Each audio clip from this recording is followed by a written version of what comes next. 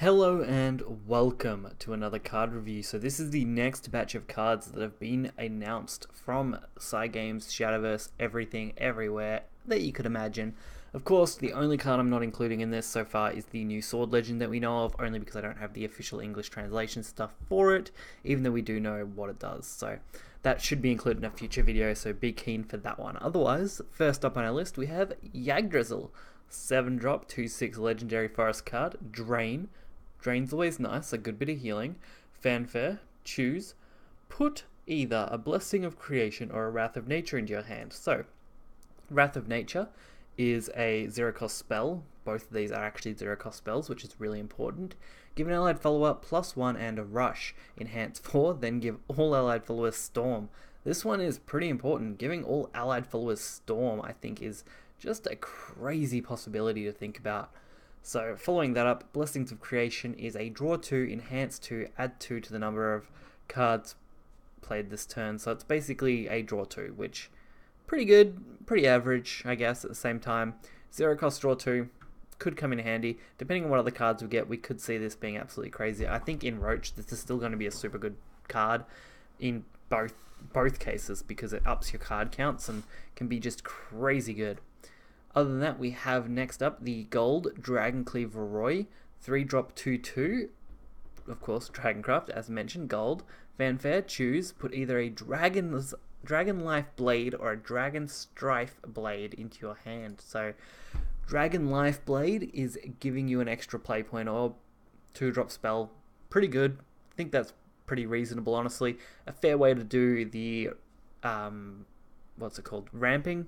Fair way to do ramping, I think that's great and perfectly acceptable. And the Dragonstrife Blade is the other 2-drop spell.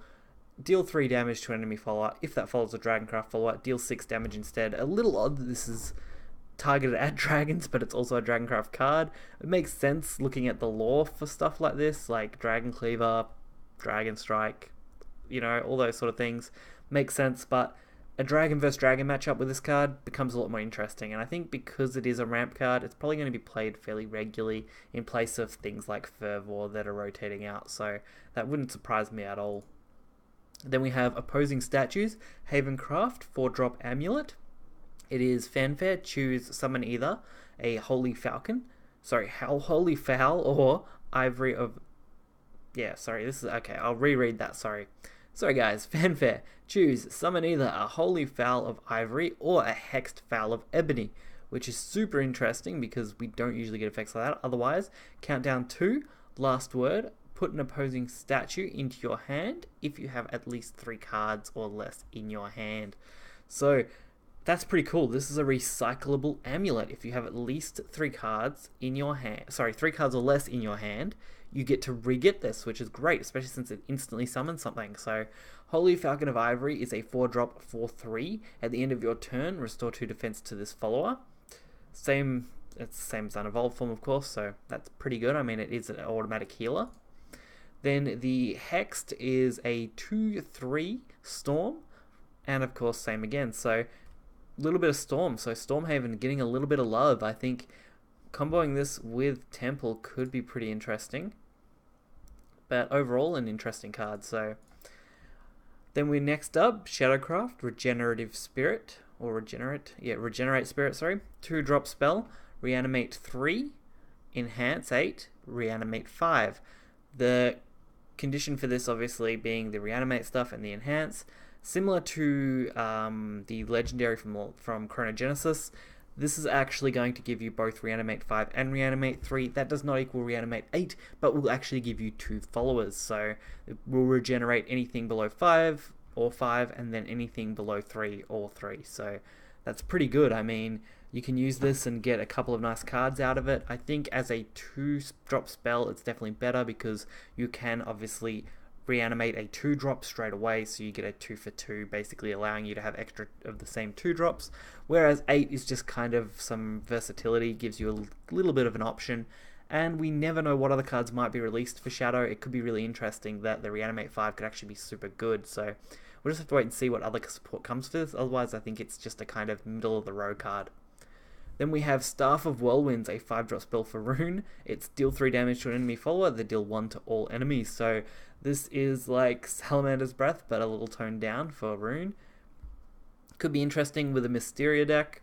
Don't know how that will go overall though. Nice to see a little bit more AoE. Has some potential. Not much more to say on that one. Then we have Gift of Bloodkin. This one really piques my interest. A 0-cost blood spell. Of course, it's a gold, being a 0-cost card. Deal 1 damage to both leaders. Summon a forest bat for both leaders. So this has a lot of synergy and potential with other cards. So first thing that comes to mind obviously being Vania because it is bats. Second thing being Urias. Sorry. Mixing up cards. Urias is another super interesting one. It gets the same damage as Vania. It can also trade with bats, which work nicely, and has some potential. So both those should be super interesting in both Unlim and rotation formats to see how those actually go.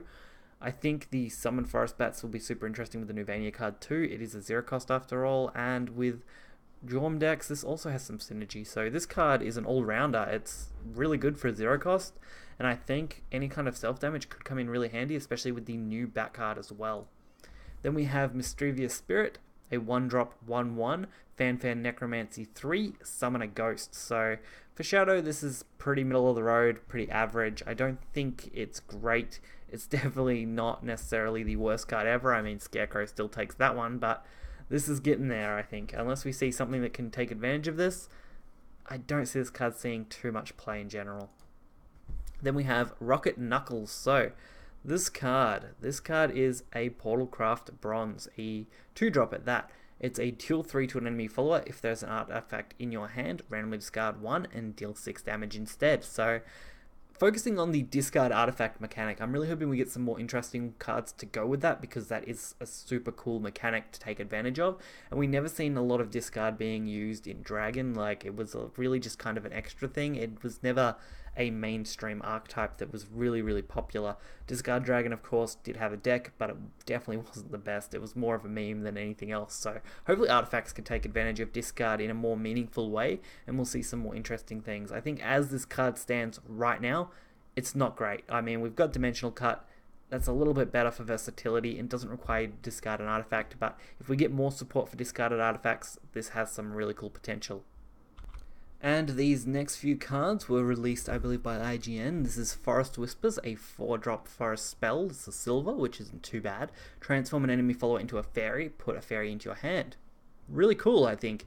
It's nice we get another transform effect. This one is similar to Fall from Grace, except for the fact that it only transforms an enemy follower and that it's only a fairy. Fairies are a lot easier to remove, and it gives you a fairy itself. So I think this is a great kind of tech for Forest that could come in handy against certain matchups. So it'd be really interesting to see where Forest goes with cards like this.